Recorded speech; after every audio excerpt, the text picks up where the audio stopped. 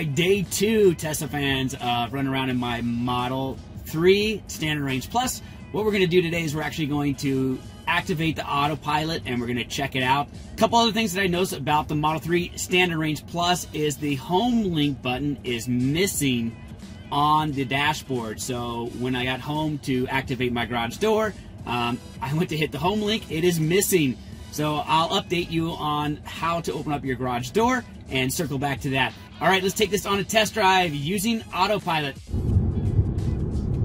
All right, so here we go. I'm going to go ahead and set autopilot, and we're going to go over what they call the spaghetti bowl here. It's an overpass, and if I'm going to take a risk or take that trust fall, this is it right here. So here we go. I'm going to activate autopilot, and let's go over this bridge together. So no hands right now. Here we go. Autopilot, it has been activated, and we're going to go across the spaghetti bowl here in Henderson.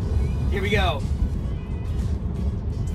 All right, it's going to adjust a little bit to the lane, and as you can see, it's going to take the curve perfectly.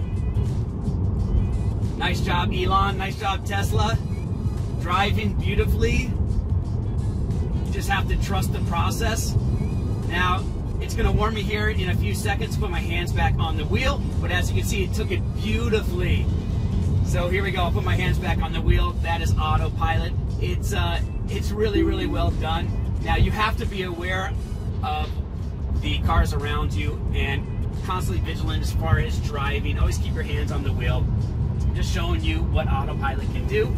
It is awesome. All right, another really cool feature about autopilot is being able to adjust the distance of the car that's in front of you. So autopilot will basically follow the speed limit if you set it to the speed limit. Now you can go 5 above, or you can actually go below the speed limit by adjusting it here.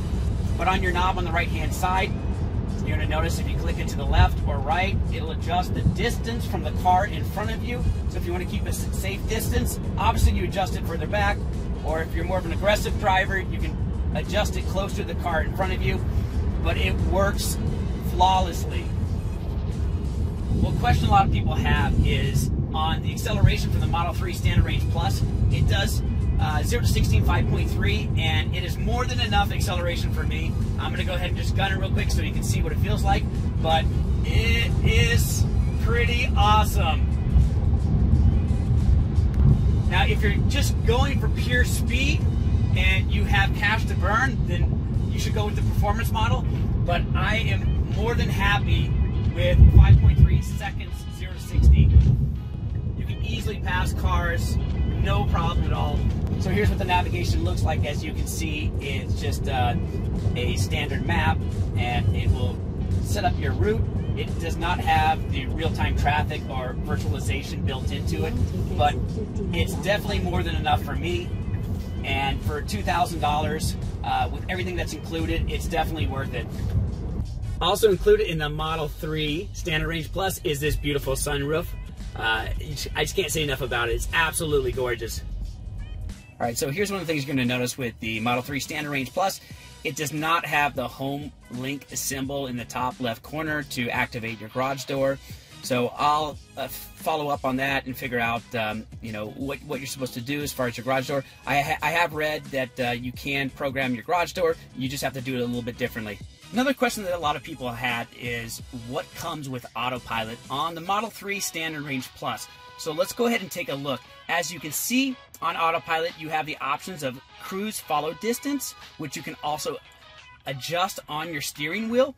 You have your speed limit warning. You can set it to just display in the top left corner, or you can have it chime if you're going over the speed limit.